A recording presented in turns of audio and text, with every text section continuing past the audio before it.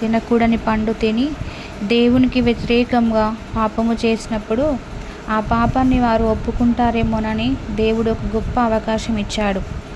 ఆదామా, ఆదామా, నీవెక్కడా అని ప్రశ్నించాడు. అందుకు ఆదాము, నీ స్వరము విని దిగంబరులమని చెట్టు చాటున దాక్కున్నాము అని ఆదాము బదులిచ్చాను. గమనించాలి, వారు తినవద్దన్న పండు తిన్నారని, తప్పు చేశారని దేవునికి తెలుసు. చెట్టు చాటున దాక్కున్నారని కూడా తెలుసు.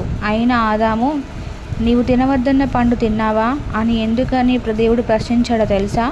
ఆ ప్రశ్నలో తండ్రి ప్రేమ ఉంది, తండ్రి క్షమ దాగి ఉంది.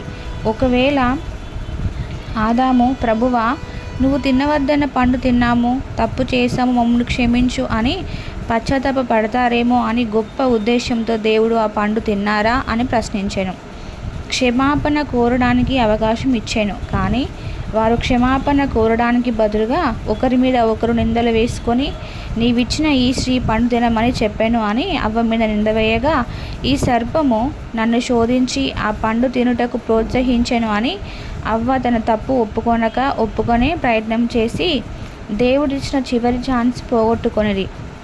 ఏదైనా తోటలో నుండి బయటకు తరమబడిరి. సకల ఆశీర్వాదాలు, సకల సమృద్ధి చేతులారా పోగొట్టుకొనిరి.